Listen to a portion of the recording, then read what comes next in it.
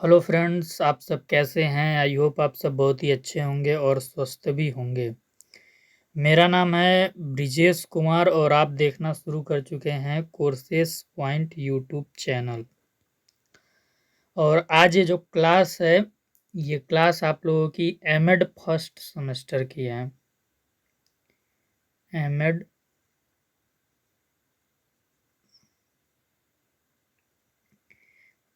First semester वालों की ये क्लास है।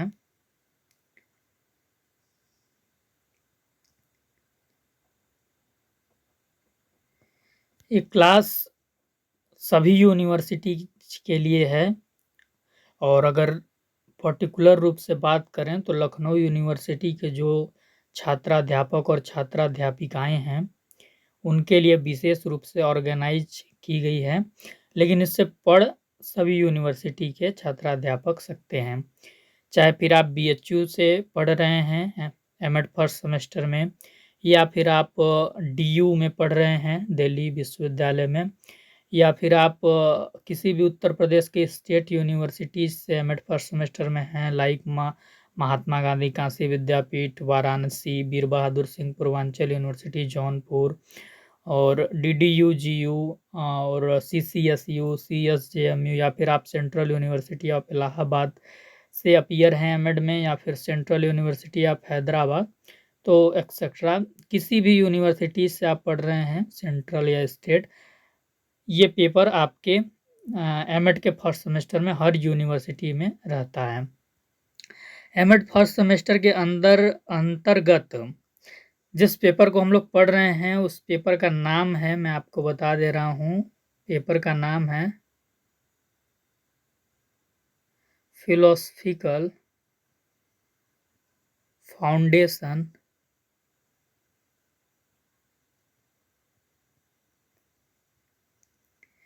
Of education.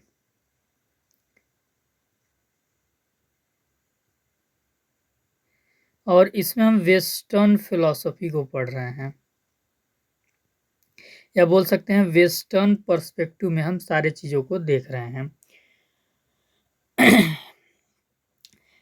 MEd first semester की यदि मैं बात करूं तो इससे पहले कई क्लासेस अपलोड हैं इस चैनल पे, वो आपको देख लेना है। और मैं आपके लिए एक काम कर सकता हूं कि मैं ये जो क्लास है, वीडियो के डिस्क्रिप्शन में मैं आपको प्लेलिस्ट का लिंक दे सकता हूं। तो आपको करना क्या है कि आपको अपने यूनिवर्सिटी का सिलेबस डाउनलोड करना है कि फर्स्ट सेमेस्टर में कौन कौन से पेपर हैं, और फर्स्ट सेमेस्टर में ये पेपर मोस्ट ऑफ यूनिवर्सिटीज़ में रहता है।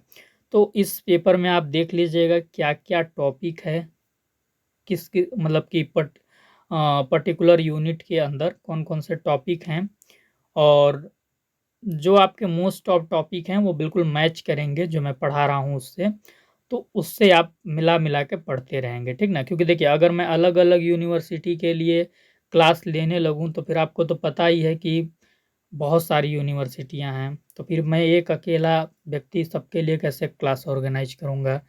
तो आप मेरी भी दुविधा को समझिएगा और अपने तरफ से जो आपके द्वारा एफर्ट हो सकता है वो ज़रूर कीजिएगा, ठीक ना। और मैं आपको पूरी गारंटी के साथ कहता हूँ कि जो मोस्ट ऑफ टॉपिक है वो बिल्कुल मैच करता है, चाहे आप किसी यूनिवर्सिटी से पढ़ रहे हों। और ये जो पेपर है आपका, जो आप देख पा रहे हैं यहाँ पे, जो ये पेपर है philosophical foundation of education western philosophy, ये सभी यूनिवर्सिटी में एमएड फर्स्ट सेमेस्टर के अंतर्गत रहता है। चलिए, इससे पहले मैंने आपको क्या क्या पढ़ाया हुआ है तो मैं आपको बता दे रहा हूँ। इससे पहले मैंने आपको हुआ है कि फिलॉसफी क्या होती है, फिलॉसफी का नेचर क्या होता है, यानी वो कैसे कार्य करती है। ब्रांचेस ऑफ फिलॉसफी के बारे में भी मैंने आपको पढ़ा दिया है, उसमें मेटाफिजिक्स को मैंने पढ़ाया है। किसी भी मैटर के सब्सटेंस की जब हम बात कर रहे होते हैं, एपिस्टिमोलॉजी भी मैंने आपको पढ़ा दिया है, जिसे हम हिंदी में ज्ञान मीमांसा बोलते हैं। और दर्शन की जो तीसरी ब्रांच है जिसे हम एक्सियोलॉजी बोलते हैं, तो वो भी मैंने आपको पढ़ा दिया है। एक्सियोलॉजी के 3 पार्ट होते हैं, तो उसमें से जो पहला पार्ट होता है एक्सियोलॉजी का, उसको आज के इस क्लास में हम लोग देखने वाले हैं। एक्सियोलॉजी के अंतर्गत मैंने शायद 4 क्लासेस ली हैं। कुछ और क्लासेस लेना ज़रूरी है एक्सियोलॉजी के ऊपर, लेकिन अभी क्या है कि अ, उसको रोक कर मैं आगे से थोड़ा स्टार्ट कर रहा हूँ।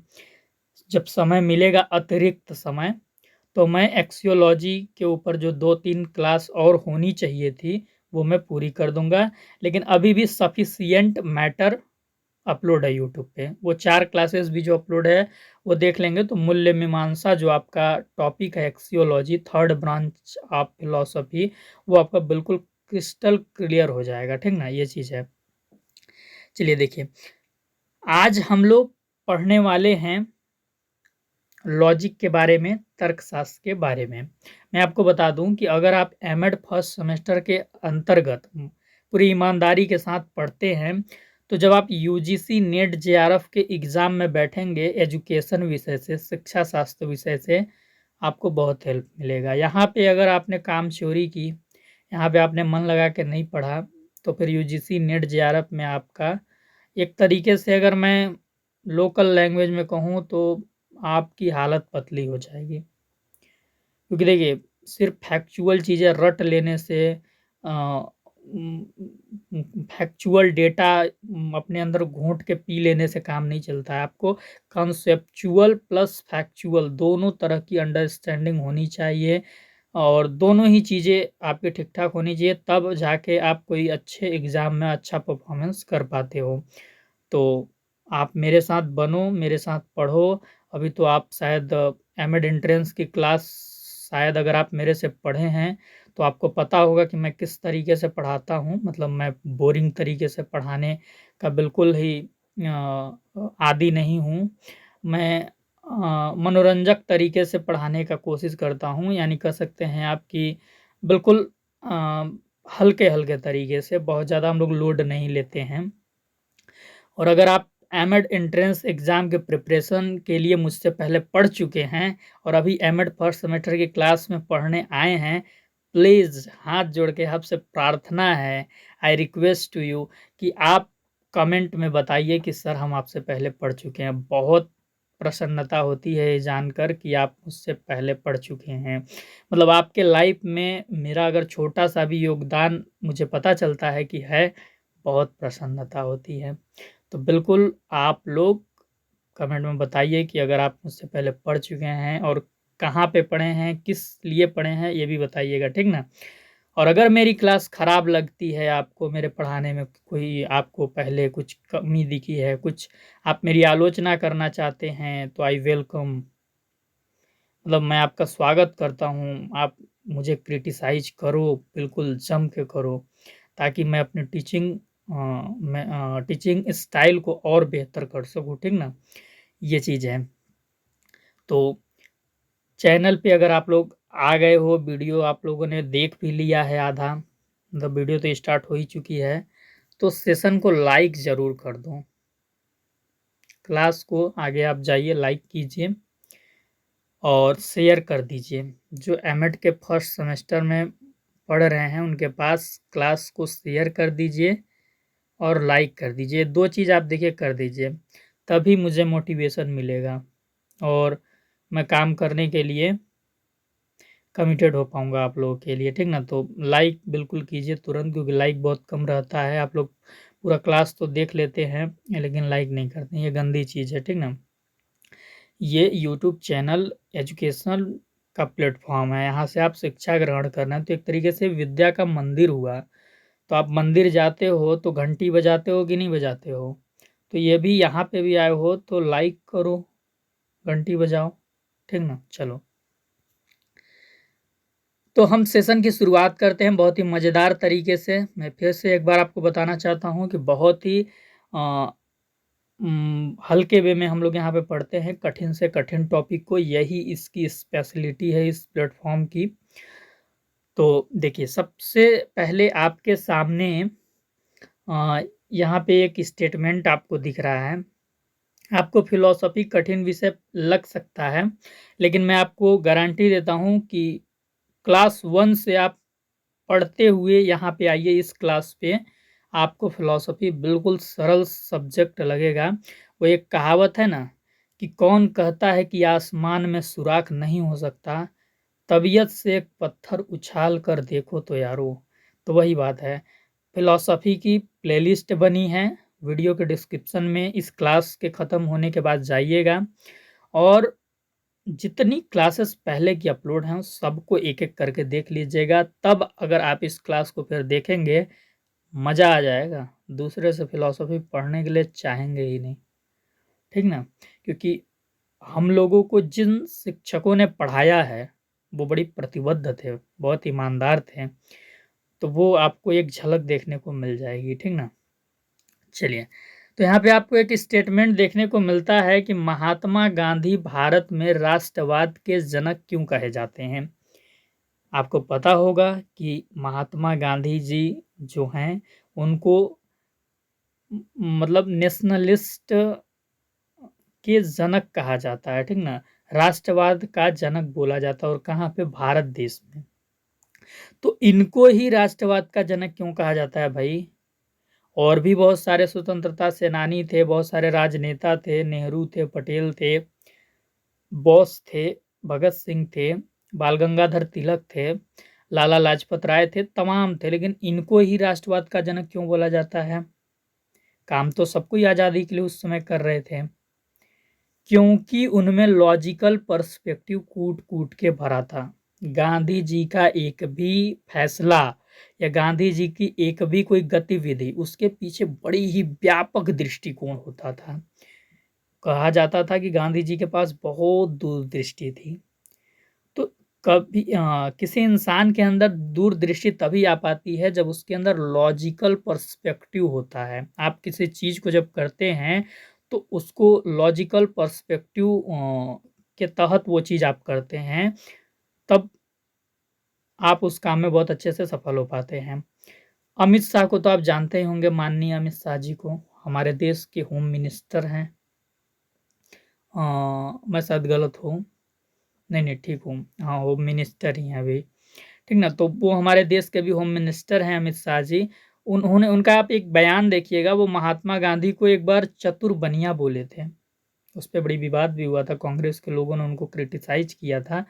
लेकिन बात तो सही है, महात्मा गांधी जी चतुर बनिया तो थे ही। उनका एक छोटा से छोटा गतिविधि देखिए, उसके पीछे बहुत ही लॉजिक करके वो कोई भी फैसला लेते थे, ठीक ना? तो हम लोग पढ़ने वाले हैं लॉजिक के बारे में ही। लॉजिक को हिंदी में तर्कशास्त्र बोलते हैं, कि लॉजिक क्या होता है, इसी के बारे में हम लोग आज के इस क्लास में पढ़ेंगे।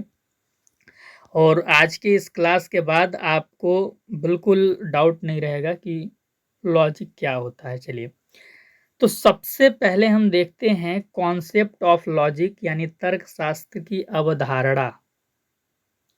क्या देखते हैं? तर्कशास्त्र की अवधारणा। देखिए, जब हम कॉन्सेप्ट की बात करते हैं तो मतलब ये चीज़ अस्तित्व में कैसे आया, हम इसके जन्म की दरअसल बात कर रहे होते हैं, इसके विकास की बात कर रहे होते हैं, ये कैसे एग्जिस्टेंस में आया, ठीक ना? ये चीज़ है। तो देखिए, फिलॉसफी का इंटीग्रल पार्ट है लॉजिक। एक ऐसा पार्ट है फिलॉसफी का जिसको हम फिलॉसफी से अलग नहीं कर सकते। लॉजिक को हम फिलॉसफी से अलग कैसे कर सकते हैं? फिलॉसफी, अगर मैं आपसे पूछूं कि दर्शन किसे कहते हैं, बताओ, तो आप क्या बोलोगे? सर, सोचने को ही तो दर्शन कहते हैं। दर्शन में हम कहते क्या है? सोचते ही तो हैं। हम बिटवीन द लाइन सोचते हैं। जैसे हमारे पास यहाँ पे ए एक लाइन लिखी है, यहाँ पे सी लिखा है, तो जो दार्शनिक होता है वो बीच में जो नहीं लिखा है वो बी वाले लाइन को भी पढ़ लेता है। तो बियॉन्ड जाके सोच पाना किसी चीज के, हम तो यही सुने हैं कि दर्शन है, ठीक ना? तो फिलॉसफी में बेसिकली हम चिंतन करने का काम करते हैं, सोचने का काम करते हैं।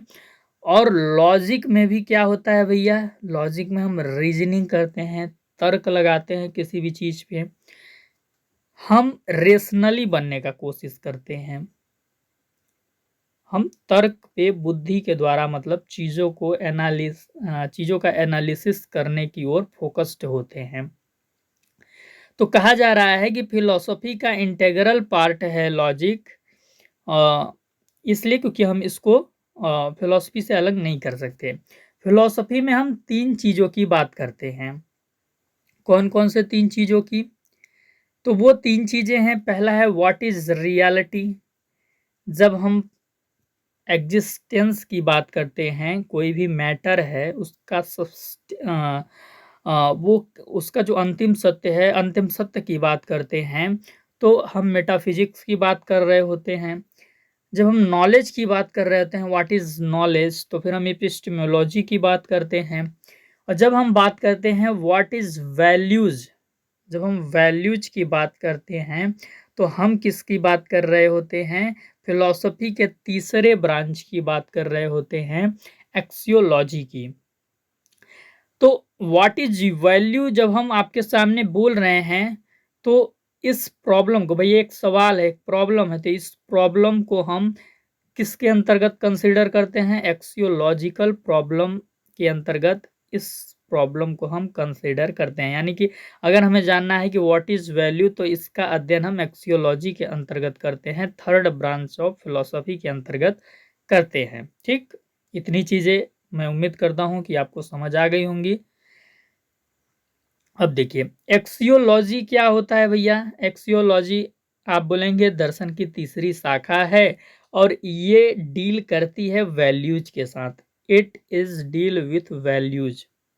किसके साथ डील करती है? वैल्यूज के साथ डील करती है। यानी अगर मैं हिंदी में बोलूं तो मूल्यों के साथ डील करती है। ठीक ना, मूल्यों के बारे में जितनी चीजें हम अध्ययन करते हैं, जितनी चीजें पता लगा पाते हैं, वो एक्सियोलॉजी ब्रांच के द्वारा ही लगा पाते हैं। तो इस बेस पे हम बोल सकते हैं कि एक्सियोलॉजी डील विथ वैल्यूज। अब देखिए इस क्लास में बहुत सारे ऐसे छात्राध्यापक या छात्राध्यापिका होंगी जो हिंदी मीडियम से होंगे, इंग्लिश मीडियम से होंगे। मेरी बात को दिमाग में डाल लीजिएगा, यहाँ पे डाल लीजिएगा। ठीक ना, आप लोग जो अभी क्लास कर रहे हैं, हो सकता है मुझसे कुछ लोग सीनियर भी होंगे, कुछ लोग मुझसे जूनियर भी होंगे। सबको मेरा मतलब, बड़े जो हैं वो मुझे सपोर्ट करें, और जो छोटे हैं उनको मेरा प्यार है। मैं आपको बताना चाहता हूँ, मैं आपको अपना एक्सपीरियंस देना चाहता हूँ।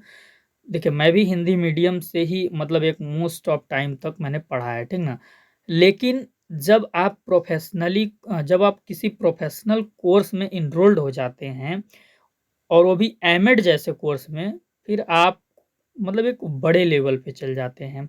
तो आप लैंग्वेज को लेके बहुत ज़्यादा रिजिड मत होइएगा, लिबरल बनने का कोशिश कीजिएगा। अगर आप हिंदी मीडियम के छात्र हैं तो इंग्लिश को मोर मतलब बहुत ज़्यादा सीखने का कोशिश कीजिए, और कोशिश कीजिए कि जो लर्निंग आप कर रहे हैं वो बाईलैंग्वेज करने का कोशिश करें।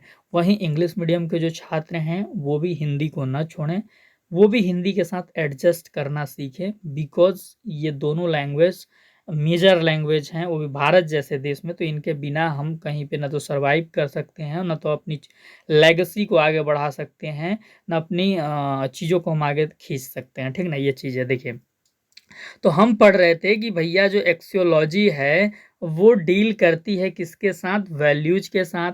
और वैल्यूज की अगर हम बात करें कि कोर वैल्यूज कौन कौन सी होती हैं, तो कोर वैल्यूज 3 ही होती हैं। पहला है आपका ट्रूथ, दूसरा है आपका गुड, और तीसरा है आपका ब्यूटी। अब आपको अगर नहीं पता है तो जान लो, जान लो। देखो कि लॉजिक डील विथ ट्रूथ, जो लॉजिक है वो डील करती है ट्रूथ के साथ। ठीक ना, और जो इथिक्स है वो डील करती है गुड के साथ। एस्थेटिक्स जो है वो डील करती है ब्यूटी के साथ। तो देखिए जब हम एक्सियोलॉजी के अंतर्गत वैल्यू की बात करते हैं, वैल्यू का अध्ययन करते हैं, तो हमें पता चलता है कि 3 कोर वैल्यूज होती हैं, ट्रूथ, गुड, ब्यूटी। ट्रूथ के साथ लॉजिक डील करता है, गुड के साथ इथिक्स डील करता है, एस्थेटिक्स के साथ ब्यूटी के साथ एस्थेटिक्स डील करता है। लॉजिक का हिंदी में अर्थ होता है तर्कशास्त्र, इथिक्स का लिख लीजिए आप नीति शास्त्र, एस्थेटिक्स का सौंदर्य शास्त्र, लिख लीजिए आप। ठीक ना, तो ये तीनों ही पार्ट हैं किसके? एक्सियोलॉजी के। एक्सियोलॉजी के सब ब्रांचेस के रूप में हमको लॉजिक के बारे में भी पूरा पढ़ना है, इथिक्स के बारे में भी पूरा पढ़ना है, सौंदर्य शास्त्र के बारे में भी पढ़ना है। देखिए दर्शन एक ऐसा विषय है जिसको आप चाह रहे होंगे कि आधे अधूरे तरीके से अगर हम इसको पढ़ के निकल लें मतलब एग्ज़ाम में पास होने के लिए, तो फिर तो आप मत ही पढ़िए, फिर मत ही पढ़िए। बड़ी व्यापक विषय है, आपको दर्शन की गहराइयों में उतरना है तो बड़ी व्यापक तरीके से उसको पढ़ना पड़ता है और दर्शन को पढ़ाने वाला शिक्षक को तो और मेहनत करना पड़ता है। तो हमने देखा कि जो कोर वैल्यूज हैं वो 3 हैं और इन्हीं कोर वैल्यूज के आधार पे 3 सब ब्रांचेस भी इसकी हैं। ट्रूथ को लॉजिक डील करता है और गुड को एथिक्स नीति शास्त्र डील करता है, ब्यूटी को एस्थेटिक्स डील करता है। तो सबसे पहले ट्रूथ वैल्यू की हम बात कर रहे हैं, तो ट्रूथ को लॉजिक डील करता है, तो हम लॉजिक का अध्ययन आज करने वाले हैं, ठीक ना। तो लॉजिक कहाँ से आया भैया? एक्सियोलॉजी से आया, ठीक ना। अब हम बात करेंगे मीनिंग ऑफ लॉजिक की। क्लास की स्पीड को थोड़ा बढ़ाते हैं, यानी अपने पढ़ाने की स्पीड को थोड़ा बढ़ाते हैं। बीच बीच में हम लोग ऐसे ही मज़ेदार बातें करते रहेंगे ताकि आपको बोरिंग ना लगे। चलिए देखिए, बहुत ही इंटरेस्टिंग टॉपिक है। हाँ देखिए, लोगोस ग्रीक शब्द से लॉजिक शब्द की उत्पत्ति हुई है। बिल्कुल नोट डाउन करने वाली चीजें हैं, फैक्चुअल चीजें हैं, लिख लीजिए, कॉपी पेन लेके बैठिए। लोगोस ग्रीक शब्द से, कैसे शब्द से? ग्रीक शब्द से लॉजिक शब्द की उत्पत्ति हुई है और इस लोगोस का जो अर्थ होता है वो अर्थ है विचार। क्या अर्थ है? विचार, थॉट्स। तो लोगोस का अर्थ होता है विचार और लॉजिक का अर्थ इस प्रकार क्या हो जाएगा कि विचार पर विचार, ठीक ना। तर्क का अर्थ हो जाएगा विचार, क्योंकि ये लोगोस शब्द से बना है। और शास्त्र मतलब अध्ययन करना। तो विचार का जब हम अध्ययन करते हैं, यानी विचार पर जब विचार करते हैं, तो इसी को लॉजिक बोला जाता है। दूसरी चीज यहाँ पे आप देख लीजिए कि लॉजिक के अंतर्गत ही वैध व अवैध की जांच करते हैं हम। कोई हमारे पास युक्ति है, कोई आर्गुमेंट है, तो उसके अगर वैधता या अवैधता का हमको जांच करना है, तो ये हम किसके थ्रू कर सकते हैं? ये हम कर सकते हैं लॉजिक के थ्रू ही। लॉजिक ही वो ढांचा देता है, लॉजिक ही वो साइंटिफिक डिजाइन देता है जिसके तहत हम वैधता या अवैधता की जांच कर सकते हैं। यहाँ पे एक एग्जांपल दे सकते हैं कि यहाँ पे चाय रखा गया है। आप चाय पीते होंगे ना? चाय पीते हैं या कॉफी, बताइएगा। तो आप चाय पीते होंगे ना? तो यहाँ पे देख लीजिए, एक छोटू सा एक व्यक्ति है, ये चाय पीता है और चाय पीने के बाद क्या बताता है? बोलता है इसमें चाय पत्ती नहीं है और इसमें चीनी नहीं है, क्या है? नमक है, इसमें नमक है, अतः ये शुद्ध चाय नहीं है। फिर लास्ट में क्या बोल रहा है? अतः यह शुद्ध चाय नहीं है। तो चाय की वैधता और अवैधता का पता कैसे चल पाया? चाय को पिया गया, उसमें एहसास किया गया कि चाय पत्ती नहीं है, नमक नहीं है, तो पता चल पाया कि चाय की वैधता है या नहीं है। तो अब चाय में चीनी होता है, चाय पत्ती होता है, दोनों ही चीज नहीं है, तो फिर क्या हो गया? अवैध हो गया। तो किसी चीज की वैधता या अवैधता का पता हम लॉजिक के थ्रू लगा पाते हैं। और लॉजिक का अर्थ क्या होता है? तो मेथड्स एंड प्रिंसिपल्स सेट करती है ट्रूथ को डिस्कवर करने का। किसी भी चीज की अगर सत्यता का पता लगाना है तो उसके लिए हमें मेथड्स बताती है, प्रिंसिपल्स बताती है लॉजिक। ये सब देखिए लिखने वाली चीज़ें हैं, तो लिख के रख लीजिए, एग्जाम में क्वेश्चन आएगा, उसमें आंसर राइटिंग करने में आपको सहायता मिलेगी। अब हम देखते हैं तर्कशास्त्र की परिभाषाएं, डेफिनेशंस ऑफ लॉजिक। तो डेफिनेशंस में सबसे पहला जो सर्वमान्य परिभाषा है, जो कि अगर आपसे कोई पूछता है या फिर आपको लॉजिक समझना है 2-3 लाइनों में, तो बेहतर परिभाषा है। देखिए, ये किसी के द्वारा दिया नहीं गया है, ये व्यापक तरीके से परिभाषा है, तो इसको आप याद कर लीजिएगा अगर आप चाहते हैं कि लॉजिक को आप 2-3 लाइन में समझ लें तो। किसी भी विचार का एक विशेष ढांचा होता है। कोई भी विचार है तो उसका एक फॉर्मेट होगा, ठीक ना। अगर वह उस फॉर्मेट में फिट हो जाती है तो वह सत्य है।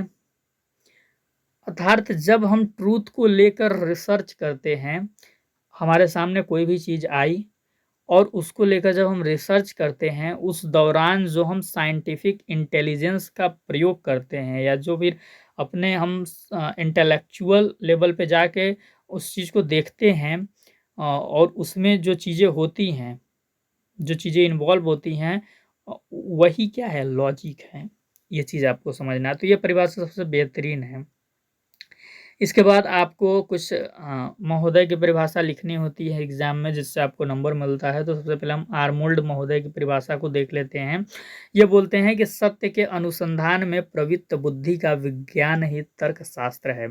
कि अगर हम सत्य का रिसर्च करते हैं, ट्रूथ को खोजने की कोशिश करते हैं, और उसको खोजने के लिए हम अपने बुद्धि को किस तरीके से इस्तेमाल करते हैं, तो किस तरीके से इस्तेमाल करते हैं, यही तर्कशास्त्र बताता है।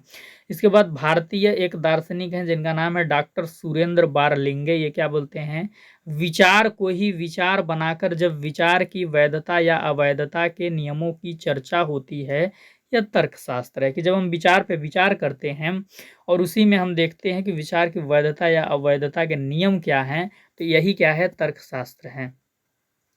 एक और हैं महोदय जिनका नाम है हैमिल्टन।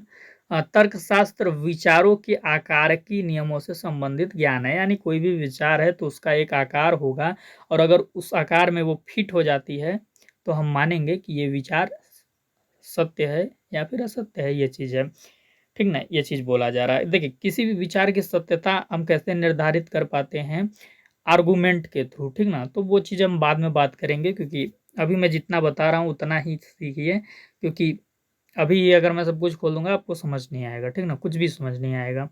तो कैसे कैसे आपको वहां तक ले जाना है वो मुझे पता है, तो बिल्कुल बने रहिए, मुझ पर भरोसा रखिए। देखिए, ये जो लॉजिक्स बहुत ही सेंसिटिव टॉपिक है। इसलिए सेंसिटिव टॉपिक है क्योंकि इसमें आपको बहुत सारे टर्म्स मिलेंगे अलग अलग। अगर एक भी टर्म का आपने गलत मीनिंग निकाल लिया, गलत रिलेट कर लिया, तो पूरी चीज़ें तहस की नहस हो जाएंगी, ठीक ना। तो बहुत सेंसिटिव टॉपिक है, मैं जितना बोल रहा हूँ उसको रिलेट कीजिए, नोट डाउन कीजिए। एक बार, दो बार, तीन बार, चार बार, पांच बार वीडियो को देखिए, समझ में आ जाएगा।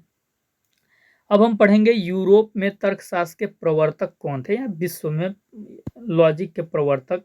सबसे पहले लॉजिक पे बात किसने की, फादर ऑफ लॉजिक की अगर बात करें तो ये यूरोप से थे, यूनानी दार्शनिक थे जिनका नाम है अरस्तु, एरिस्टोटल भी इनको हम बोलते हैं इंग्लिश में। ये क्या बोलते थे कि तर्कशास्त्र चिंतन करना है। तर्कशास्त्र की परिभाषा ही बताते हैं कि चिंतन करना ही तर्कशास्त्र है। और ये जब उस समय ये बोले तो ये तर्कशास्त्र नाम से परिचित नहीं थे। ये इस चीज को एनालिटिक्स बोले, विश्लेषकी बोले, ठीक ना। लॉजिक शब्द का सर्वप्रथम प्रयोग किसने किया है, तो रोमन लेखक सिसरो महोदय ने किया है। हालांकि जब इन्होंने लॉजिक शब्द का सर्वप्रथम प्रयोग किया था तो इनके लॉजिक का अर्थ भिन्न था, अलग था, ये नहीं था जो हम पढ़ रहे हैं, ठीक ना। लेकिन अगर आपसे पूछा जाए कि लॉजिक शब्द का सर्वप्रथम प्रयोग किसने किया था, तो रोमन लेखक सिसरो को ही आप बताएंगे। अब देखिए, जो एरिस्टोटल थे उनके लॉजिक को बोला जाता है एरिस्टोटेलियन लॉजिक। और इनके लॉजिक में हम फोकस करते हैं कैटेगोरिकल लॉजिक पे। मैं आपको इनकी एक बाकायदा थियरी है। हम इन कैटेगोरिकल लॉजिक को पढ़ेंगे दूसरी क्लास में, ठीक ना, जो अरस्तु महोदय ने दी है। लेकिन उस थ्योरी को हम तभी समझ पाएंगे जब हम आज की इस क्लास को अच्छे से पढ़ लेंगे। तो आपको अभी के लिए इतना याद रखना है कि इन्होंने कैटेगोरिकल लॉजिक दिया हुआ है। और इनके लॉजिक में हम ये भी चीज़ देखते हैं कि जो रिलेशनशिप्स हैं बिटवीन किसके किसके, offering a classical approach to logic. जैसे कि हमें लॉजिक करना है तो उसके लिए इनकी जो थियरी है वो क्लासिकल अप्रोच हमें प्रोवाइड करती है, ऑफर करती है समझने के लिए कि जो न्याय वाक्य के न्याय वाक्य में जो पैटर्न हमें देखने को मिलता है, जो उसके अलग अलग एलिमेंट्स होते हैं, उनमें क्या रिलेशनशिप्स होता है और क्या सेट्स देखने को हमें मिलता है। इनकी एक बुक है जिसका नाम है द ऑर्गेनॉन। इसमें आपको लॉजिक से संबंधित बेसिक्स चीजें पूरे देखने को मिल जाएंगी, तो ये भी आपको याद रखना है। एरिस्टोटेलियन लॉजिक के अंतर्गत हम बात करेंगे AEIO की। कैटेगोरिकल लॉजिक में ही हम बात करेंगे, दूसरे क्लास में हम आपको बताएंगे कि AEIO क्या होता है। ये दरअसल लॉजिक करने के लिए उनके द्वारा बताए गए मार्ग हैं, एक तरीके से कह सकते हैं, या फिर तरीके हैं। आप बोल सकते हैं कि AEIO क्या है, टाइप्स ऑफ कैटेगोरिकल प्रपोजिशंस हैं, ठीक ना, ये चीज़ है। कि किस किस तरीके के प्रोपोजिशंस बनाए जा सकते हैं।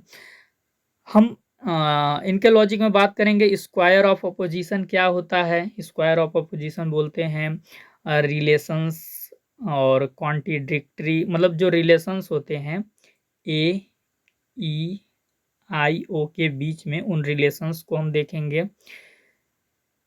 मूड्स को देखेंगे एंड फिगर ऑफ सैलोजिज्म को देखेंगे, ठीक ना। तो ये हो गया एरिस्टोटेलियन लॉजिक। ठीक, इसके बाद एक लॉजिक और है, मतलब लॉजिक का एक और पर्सपेक्टिव है जिसे हम बूलियन लॉजिक बोलते हैं। इसमें हम लोग क्वांटिफिकेशन लॉजिक को पढ़ेंगे, जिसे हिंदी में हम प्रमाणित तर्कशास्त्र बोलते हैं। और इसमें ये इनका जो लॉजिक है वो इम्फेसाइज करती है truth values and logical operations को, और ये प्रोवाइड करती है हमें एक मैथमेटिकल फ्रेमवर्क लॉजिक करने के लिए, जो कि मॉडर्न समय में यूज होना चाहिए, ठीक ना। तो इसमें हम क्वांटिफिकेशन सिंबल्स को भी पढ़ेंगे।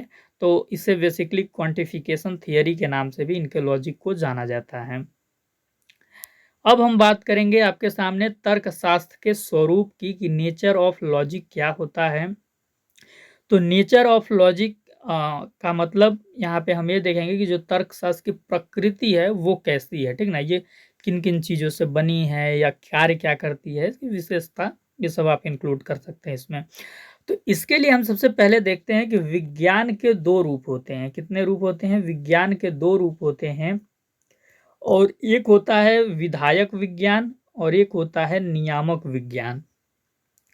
जो विधायक विज्ञान होता है वो बताता है क्या है का अध्ययन, मतलब जब हम क्या है का अध्ययन करते हैं तो वो विधायक विज्ञान के अंतर्गत आता है। जैसे कि आपके सामने कोई मैटर है, आपके सामने कोई मैटर है, कोई पदार्थ है, जैसे पानी है, अग्नि है, हवा है, तो ये क्या है, किस प्रकार का मैटर है, इसका अध्ययन हम विधायक विज्ञान के अंतर्गत करते हैं। इसमें भौतिक विज्ञान जैसे विषय आते हैं, रसायन विज्ञान, जीव विज्ञान आदि इन तरीके के विषय आते हैं। जो विज्ञान का दूसरा प्रकार है वो नियामक विज्ञान है, यानी नियम बताता है किसी चीज के। तो ये बताता है क्या होना चाहिए। जब हम क्या होना चाहिए का अध्ययन करते हैं तो वो नियामक विज्ञान के अंतर्गत करते हैं। ये नहीं बताता क्या है, ये बताता है क्या होना चाहिए। तो इसके अंतर्गत हम सौंदर्य शास्त्र विषय का अध्ययन करते हैं, नीति शास्त्र विषय का अध्ययन करते हैं, और तर्क शास्त्र का भी अध्ययन करते हैं। तो जो तर्क शास्त्र है वो नियामक विज्ञान है। कैसा विज्ञान है? नियामक विज्ञान है।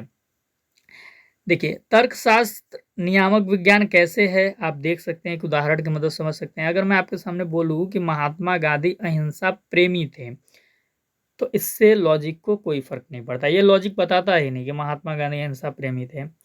लॉजिक का काम है कि वो बताएगा कि हम सबको अहिंसा प्रेमी बनना चाहिए। क्यों बनना चाहिए, उसके वो कारण बताएगा, उस पर आर्गूमेंट देगा, ठीक ना। ये चीज है।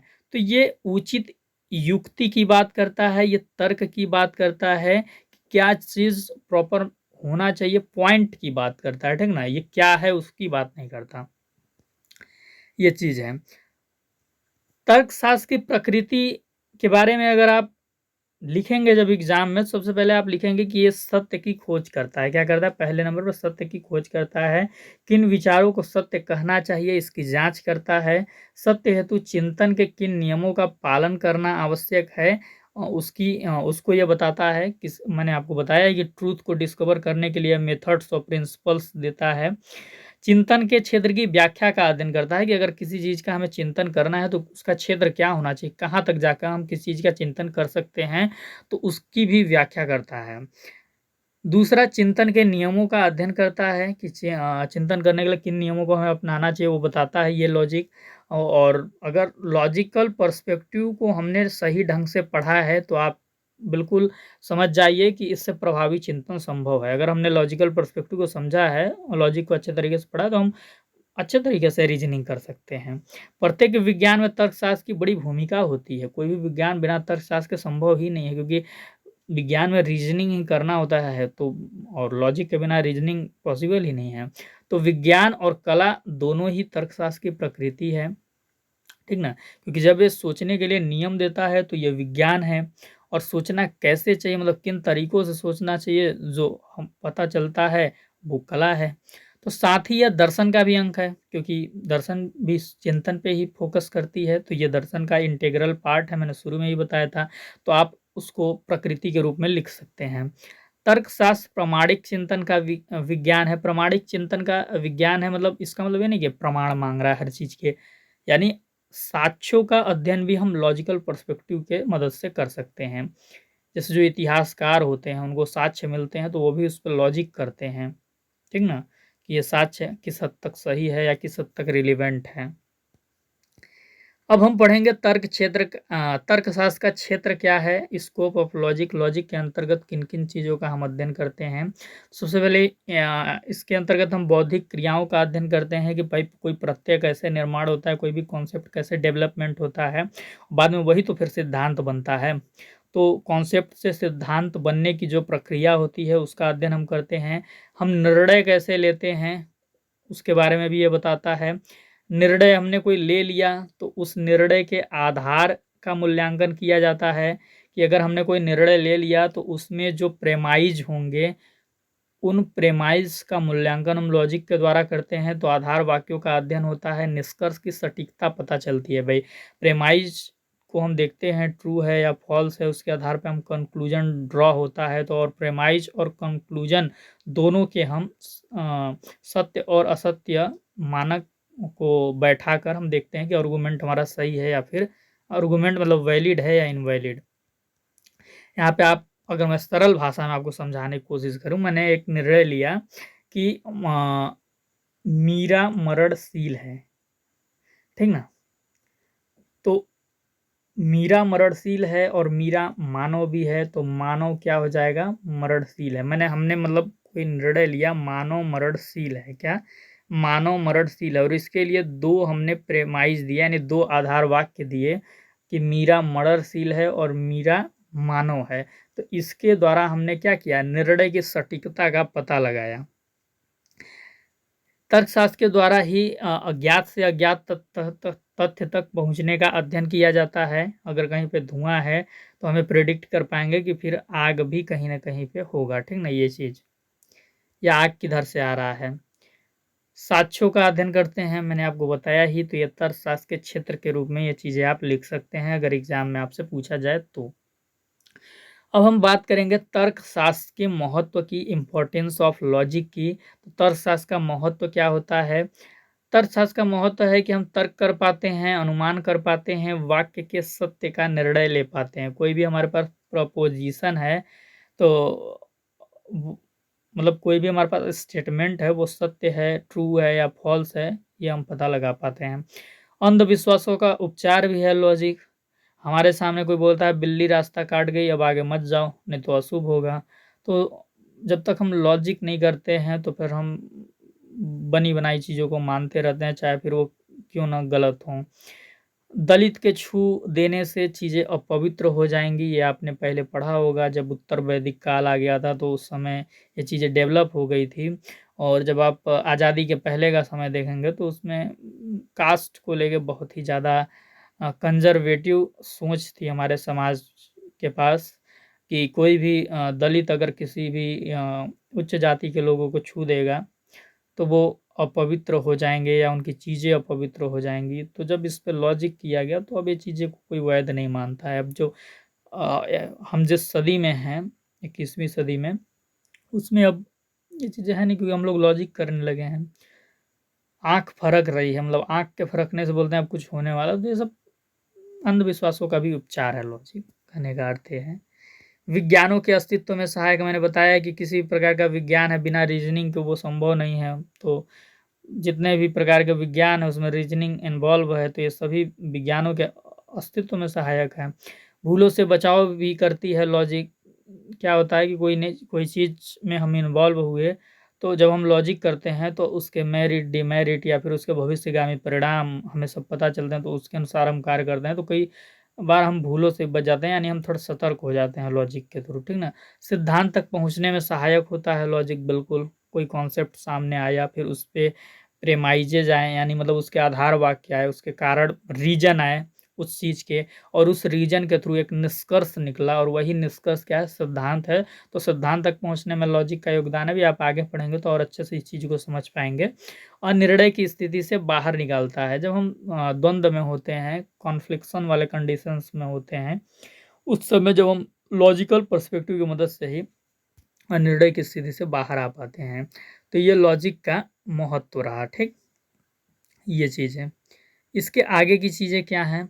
फाउंडेशन ऑफ लॉजिक की कॉन्सेप्ट एंड रिलेशनशिप्स। कुछ की कॉन्सेप्ट हैं लॉजिक के जो आपको यहाँ पे समझना है। देखिए, यही मैं बोल रहा था कि बहुत ही सेंसिटिव चीज़ है। इसमें अगर आपने कहीं कुछ गलती की तो आप लॉजिक को नहीं समझ पाएंगे या गलत समझ लेंगे, और गलत समझना भी बहुत ही घाटा है आपके लिए। देखिए, ये जो लॉजिक है, लॉजिक में सबसे पहले आएगा आपका प्रपोजिशन। ठीक ना? तो प्रपोजिशन क्या है? एक तरीके का न्याय वाक्य है, बोल सकते हैं आप। न्याय वाक्य है। क्या? न्याय वाक्य है। प्रेपोजिशन कैसे बनता है, सब पे हम बात करेंगे। अभी आप समझिए कि इसके मेजर टर्म कौन कौन से हैं। तो पहला मेजर टर्म है प्रपोजिशन, और फिर इसके बाद दूसरे नंबर पे आता है ट्रूथ वैल्यू। जब हम लॉजिक का अध्ययन कर रहे होंगे, ये टर्म्स बार बार हमारे सामने आएंगे, तो इसलिए मैं अभी आपको ये टर्म्स को पढ़ाऊंगा डिटेल में। ठीक ना? तो प्रपोजिशन और ट्रूथ वैल्यू, ये दो चीज़ों को हम देखेंगे। और जब ये दो चीज़ों को हम पढ़ेंगे तो हम कंक्लूजन भी जान जाएंगे क्या होता है, प्रेमाइज क्या होता है, आर्गूमेंट क्या होता है, और इन्फेरेंस क्या होता है, सब हम समझ जाएंगे। ठीक ना? तो चलिए हम स्टार्ट करते हैं। इसको आप बना लीजिएगा अपने कॉपी में अच्छे से, जैसे मैंने बनाया है, तो आप अच्छे से समझ जाएंगे। सबसे पहले इसमें हम देखेंगे difference between preposition and sentence.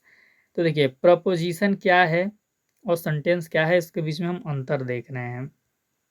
सबसे पहले हम देखते हैं सेंटेंस के बारे में। किसके बारे में? सेंटेंस के बारे में। अब यहाँ पे देखिए क्या बोला जा रहा है कि हर एक सेंटेंस प्रपोजिशन हो सकता है, लेकिन हर प्रपोजिशन सेंटेंस हो सकता है या नहीं, इस पे सवाल है। ठीक ना? देखिए, मतलब कि यहाँ देखिए यहाँ पे क्या बोला जा रहा है, थोड़ा सा उल्टी चीज हो गई है।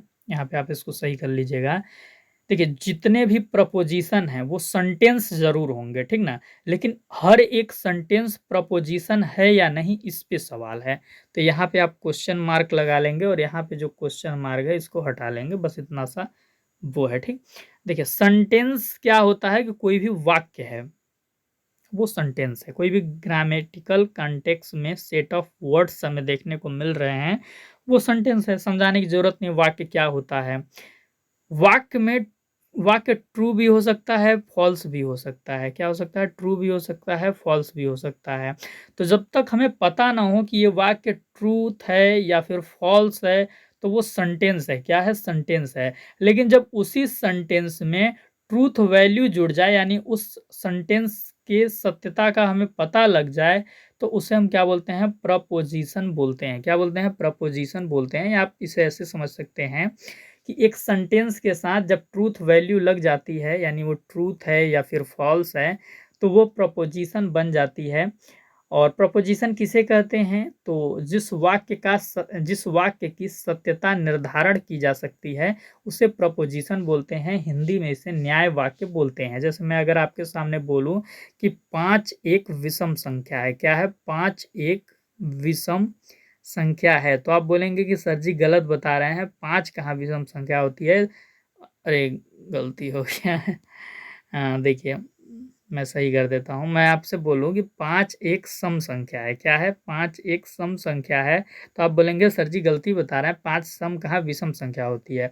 आप बोलेंगे गलत है, तो मतलब ये फॉल्स स्टेटमेंट है। तो अब इस स्टेटमेंट के साथ जब फॉल्स जुड़ गया तो ये एक प्रपोजिशन है। सत्यता पता चल गई ना भाई, गलत है। अब मैं आपके सामने बोलूं कि उत्तर प्रदेश की राजधानी क्या है भैया? लखनऊ है। क्या है? लखनऊ है। तो आप बोलेंगे बिल्कुल सही बोल रहे हैं सर, ये तो वाक्य सही है। तो जब वाक्य के साथ ट्रूथ जुड़ जाए, फॉल्स जुड़ जाए, यानी उसकी सत्यता का पता लग जाए, वो प्रपोजिशन है। ठीक ना?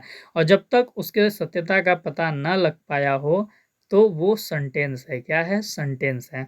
तो ये तो पता चल गया आपको। अब ट्रूथ वैल्यू टर्म को हम समझते हैं कि ट्रूथ वैल्यू क्या है भैया। देखिए कोई भी वाक्य है, अगर वो ट्रूथ है या फॉल्स है, यही ट्रूथ वैल्यू के अंतर्गत आता है। ट्रूथ वैल्यू पता चल जाएगी जब किसी वाक्य के सत्यता का हमें पता लग जाएगा। तो प्रपोजिशन और सेंटेंस पे ये अप्लाई होगा। कोई भी सेंटेंस है तो उस पे जब हम ट्रूथ वैल्यू लगा देंगे वो प्रपोजिशन हो जाएगा। ये चीज़ है।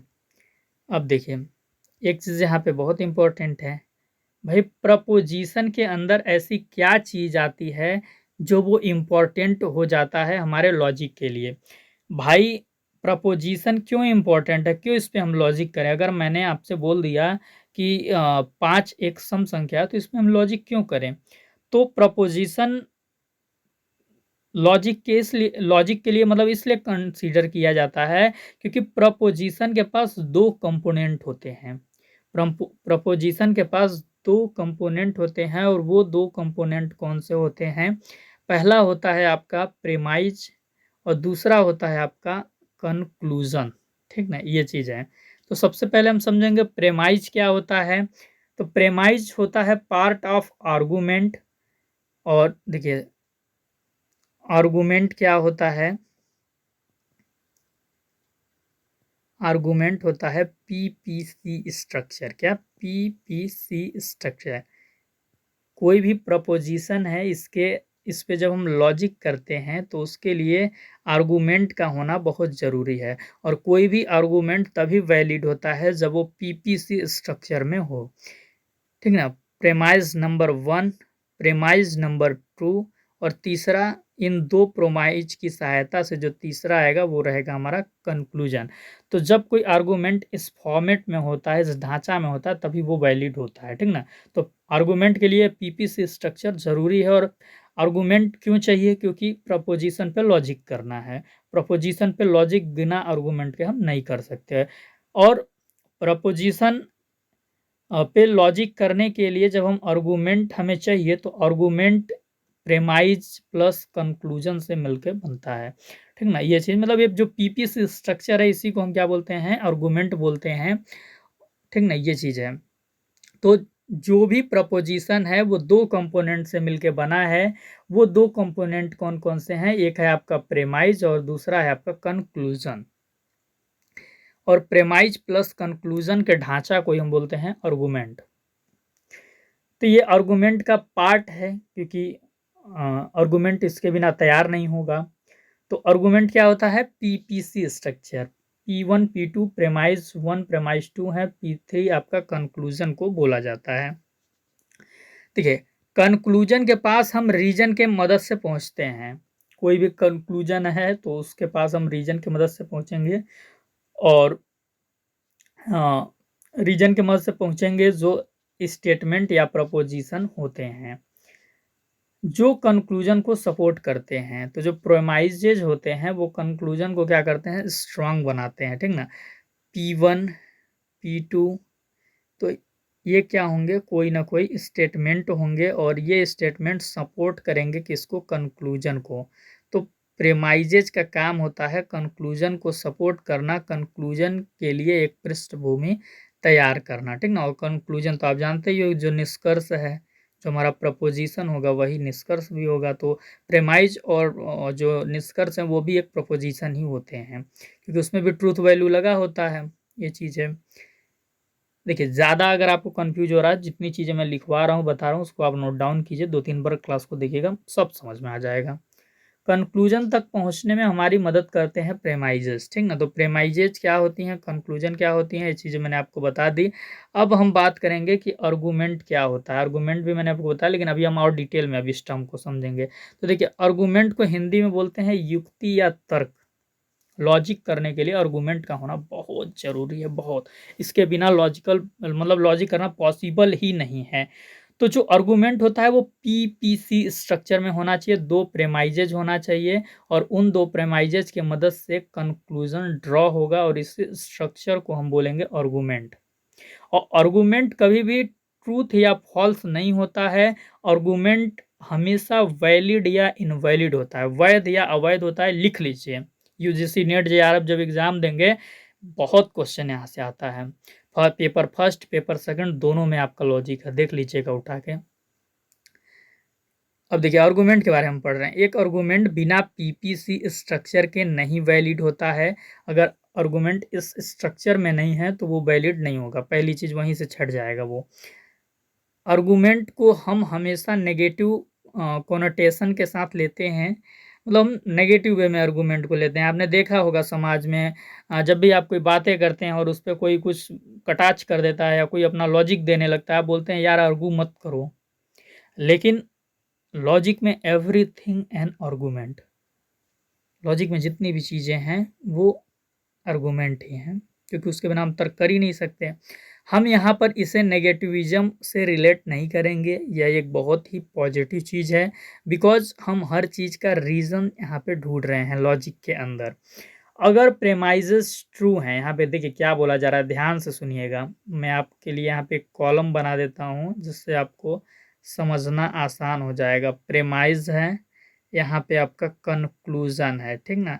यहाँ पे आपका मैं एक कॉलम बना देता हूँ आर्गू का, ठीक ना, आर्गूमेंट का ये है, समझ लीजिएगा। देखिए अगर प्रेमाइज क्या है, ट्रू है, और कंक्लूजन जो ड्रॉ हुआ है प्रेमाइजेज के थ्रू वो क्या है, फॉल्स है। क्या है, फॉल्स है। तो आर्गूमेंट जो होगा हमेशा क्या होगा, इनवैलिड होगा। ये आपके यूजीसी नेट में पूछा जाता है, इनवैलिड होगा, लिख लीजिएगा। और यही एक कंडीशन है जिसमें आर्गुमेंट इनवैलिड होगा। बाकी हर कंडीशन में जो आपका आर्गुमेंट होगा वो हमेशा वैलिड होगा। क्या होगा, हमेशा वैलिड होगा। और क्या कंडीशन हो सकते हैं, तो जैसे प्रेमाइजेस जहाँ पे ट्रू है, कंक्लूजन भी ट्रू है, तो आर्गुमेंट वैलिड हो जाएगा। प्रेमाइजेस फॉल्स हैं, कंक्लूजन भी फॉल्स है, तो भी आर्गुमेंट क्या हो जाएगा, वैलिड हो जाएगा। तो ओनली वन कंडीशन में आर्गुमेंट इनवैलिड होता है, तो वो कंडीशन मैंने आपको बता दी, ठीक ना। इन्फेरेंस क्या होता है, तो प्रेमाइज से कंक्लूजन तक पहुंचने की जो प्रक्रिया होती है इन्फेरेंस कहलाती है। हम प्रेमाइज के पास पहुंचते हैं, उसी से हम कंक्लूजन ड्रॉ करते हैं। तो प्रेमाइज से कंक्लूजन की जो यात्रा है ना, वही यात्रा इन्फेरेंस कहला रही है। यानी दैट मीन्स कि उन प्रेमाइज से हमने क्या इन्फर किया, क्या मीनिंग हमने इन्फर किया, तो हमने कंक्लूजन इन्फर किया, तो यही इन्फेरेंस है। इस टर्म का मतलब यही है। यहाँ पे देखिए और अच्छे तरीके से आप चीज़ों को भी समझ जाएंगे। मैं अगर आपके सामने बोलूँ ऑल काउज आर ब्लैक, कि सभी गाय काली हैं, तो आपको पता है कि गाय काली नहीं होती हैं, तो आप समझ जाएंगे कि ये प्रपोजिशन है। लेकिन अभी यहाँ पे नहीं लिखा है कि ये ट्रूथ है या फॉल्स है, मैं सीधे सीधे बोल रहा हूँ ऑल काउज आर ब्लैक, तो ये सेंटेंस है, क्योंकि अभी इसके साथ हमने ट्रूथ या फॉल्स का कोई सूचक नहीं लगाया है। अब मैं आपके सामने बोलूँ all cows are black is, all cows are black, that's false. ये तो अब मैं क्या बोल रहा हूँ, all clouds are all cows are black, false. अब मैंने यहाँ पे फॉल्स भी जोड़ दिया कि सभी गाय काली हैं, गलत है। तो अब मैंने चूंकि यहाँ पे ट्रूथ या फॉल्स में से कोई एक जोड़ दिया, तो ये क्या बन गया, प्रपोजिशन बन गया। आप बोलेंगे कि हर वाक्य के साथ क्या हमें ट्रूथ या फॉल्स जुड़कर मिलेगा, नहीं। बहुत सारे ऐसे वाक्य होंगे जिसमें आपको ट्रूथ या फॉल्स का सूचक नहीं मिलेगा, लेकिन आपको तो पता ही है कि मोस्ट ऑफ चीज़ें आप जानते हैं, तो आपके सामने अगर कोई वाक्य बोला जाएगा तो आप ऐसे ही समझ आएंगे वो सत्य है या असत्य है, ठीक ना। तो ये चीज़ है। तो हमने जान लिया कि सेंटेंस क्या होता है, सीधा सीधा होता है, उसके साथ ट्रूथ या फॉल्स का सूचक नहीं जुड़ा है। लेकिन उसी के साथ जब ट्रूथ वैल्यू उस पर अप्लाई हो जाता है तो वो प्रपोजिशन है। और आर्गूमेंट क्या है, तो आर्गूमेंट पीपीसी स्ट्रक्चर है, सीधा सा एक लाइन में पीपीसी स्ट्रक्चर है भैया, ठीक। अब इसके बाद हम पढ़ रहे हैं difference between truth and validity. तो देखिए ट्रूथ क्या है, ट्रूथ जो है स्टेटमेंट्स या फिर प्रपोजिशन के लिए यूज हो रही है, ठीक ना, कि वो सही है या गलत है। वैलिडिटी, वैलिडिटी का मतलब ही होता है कि भैया वैलिड है या फिर इनवैलिड है, दो ही मतलब होता है वैलिडिटी का, ठीक ना। तो वैलिड और इनवैलिड किस पे अप्लाई होगा, मैंने अभी ऊपर बताया था, याद कीजिए। आर्गूमेंट पे अप्लाई होगा। आर्गूमेंट हमेशा वैलिड या इनवैलिड होती है, वो कभी भी ट्रूथ या फॉल्स नहीं होती है।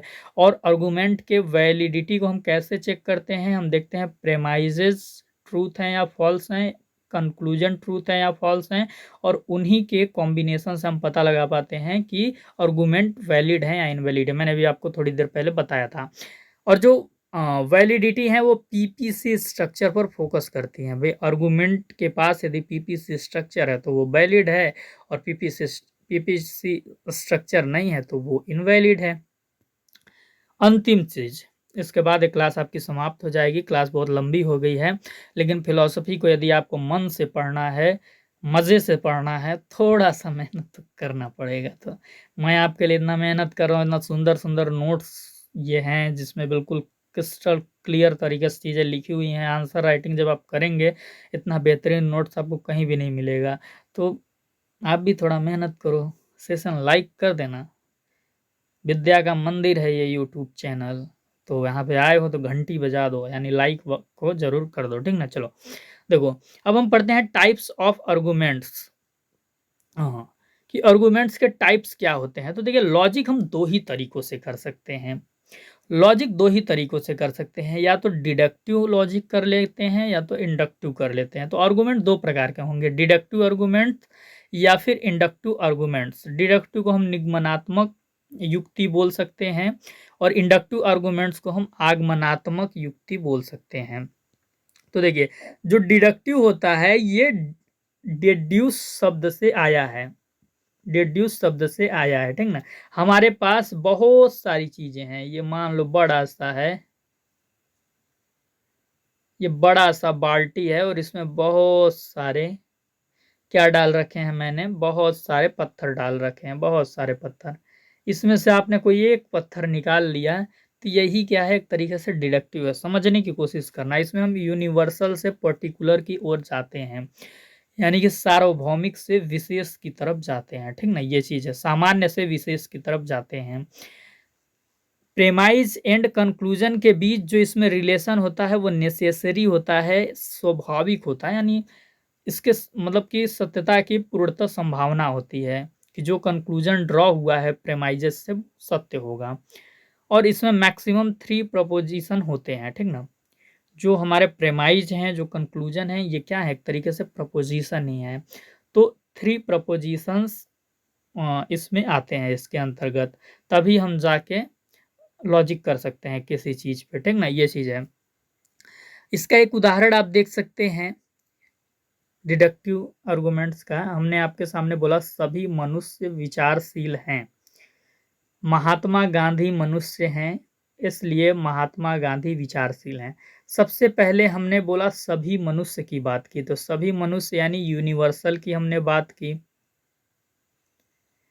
अब उस यूनिवर्सल में हमने एक विशेष व्यक्ति को ले लिया कि महात्मा गांधी भी मनुष्य हैं। तो जब मनुष्य हैं तो वो भी विचारशील होंगे, यानी विचार करने वाले प्राणी वो भी होंगे। तो यहाँ पे यूनिवर्सल से हमने महात्मा गांधी पे आ गया, यानी सभी मानव में से एक मानव पे आए, तो यूनिवर्सल टू पर्टिकुलर पे हम लोग आ गए। अब ये देखिए, अगर सभी मानव विचारशील हैं, यानी सभी मानव के अंदर विचार करने की क्षमता है, तो महात्मा गांधी के अंदर भी तो विचार करने की क्षमता होगी ही ना। तो ये देखिए, ये दो हमारे क्या थे, प्रेमाइज थे। ये दो क्या थे, प्रेमाइज थे। ये हमारा क्या था, लास्ट वाला कंक्लूजन था। तो इनके बीच जो रिलेशन यहाँ पे डेवलप हो रहा है वो रिलेशन नेसेसरी है। कैसा है, नेसेसरी है, यानी ये बिल्कुल सही होगा, 100% ट्रूथ होगा, ठीक ना। ये चीज है, क्योंकि जब यूनिवर्सल फॉर्मेट में सही था तो फिर विशेष में कैसे गलत होगा, ये चीज है। अब देखिए, जो दूसरा आर्गुमेंट का टाइप है वो है इंडक्टिव आर्गुमेंट, आगमनात्मक युक्ति। इसकी उत्पत्ति इंड्यूस शब्द से आया है ये, ठीक ना। और इसमें जो प्रेमाइज एंड कंक्लूजन के बीच में रिलेशन होता है वो प्रोबेबिलिटी नेचर का होता है, यानी वो सत्य भी हो सकता है, असत्य भी हो सकता है। जो कंक्लूजन ड्रा हुआ है वो सत्य भी हो सकता है, असत्य भी हो सकता है, तो लटकती रहती है एक तलवार। तो इसीलिए इंडक्टिव आर्गुमेंट्स को डिग्री ऑफ सर्टेनिटी के अंतर्गत भी देखा जाता है। ये एक ऐसी डिग्री है ये जिसमें जो सर्टेनिटी है वो फिक्स नहीं है, वो सत्य भी हो सकता है, गलत भी हो सकती है। और इसमें हम लोग कैसे चिंतन करते हैं, तो इसमें हम लोग लॉजिक पर्टिकुलर टू यूनिवर्सल करते हैं। सबसे पहले हमारे पास विशेष होगा, यानी एक छोटू सी चीज होगी, और इसी से हम फिर बड़े से चीज पे जाएंगे। ठीक ना, ये चीज है। इसमें मोर देन 3 प्रोपोजिशंस भी हो सकते हैं, लेकिन जो डिडक्टिव आर्गुमेंट्स है उसमें 3 प्रोपोजिशंस ही होते हैं। इसका उदाहरण क्या है, मैंने आपके सामने बोला महात्मा गांधी विचारशील हैं, यानी महात्मा गांधी के अंदर विचार करने की क्षमता है। फिर मैंने बोला कि महात्मा गांधी मनुष्य भी हैं, तो इसी आधार पे मैंने निष्कर्ष निकाला कि सभी मनुष्य विचारशील होंगे। तो ये बताइए कि अगर एक मानव के अंदर विचार करने की क्षमता होगी, तो क्या इससे सभी मानव के अंदर विचार करने की क्षमता होगी? तो देखिए, आपको यहाँ पे पढ़ के ही मतलब पता लग गया होगा कि यहाँ पे ये जो प्रेमाइजेज हैं और इससे जो कंक्लूजन ड्रॉ हुआ है, उन दोनों के बीच में जो रिलेशन है वो प्रोबेबिलिटी नेचर का है। सही भी हो सकता है, गलत भी, मतलब इतना सत्यता सटीकता यहाँ पे नहीं दिख रही है। तो ये चीज़ है। तो इस होल क्लास में आपको चीज़ें समझ आ गई होंगी। 1 घंटे की क्लास हो गई है, तो बिल्कुल मैं देर नहीं करता हूँ अपने समय में व्यर्थ करने का, मतलब और भी ज़्यादा बातें आपसे करने का। आप एक काम कीजिएगा, कमेंट में बताइएगा क्या चीज़ें आपको समझ में आई है, क्या चीज़ें समझ में नहीं आई है। अगर मेरे पढ़ाने में आपको कोई समस्या दिख रही होगी तो बिल्कुल आप बोलिएगा, मैं उसको सुधार लूँगा और अपडेट आपके तरीके से पढ़ाने की कोशिश करूँगा। ठीक ना? सेशन को लाइक ज़रूर कर दीजिए। वीडियो के डिस्क्रिप्शन में आपको टेलीग्राम चैनल का लिंक मिलेगा।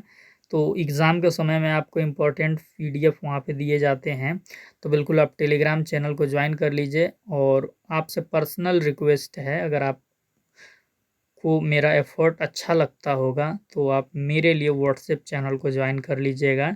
यहाँ पे हमारे फॉलोवर कम हैं, तो आप जुड़ जाएंगे तो बहुत मज़ा आएगा। ठीक ना? तो आप जुड़ जाइए। और बिल्कुल, अगर आप मेरे से पहले पढ़े हैं तो वो भी कमेंट में बताइएगा, और आज की ये क्लास कैसी लगी वो भी बताइएगा।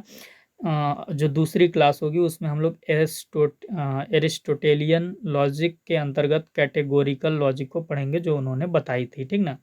तो दूसरी क्लास में वही चीज़ होगी। और दूसरी क्लास तभी आएगी जब आप लोग इस क्लास को प्यार देंगे। तो इस क्लास को लाइक कीजिए, शेयर कीजिए जम के, तभी हमको मोटिवेशन मिलेगा। ठीक ना?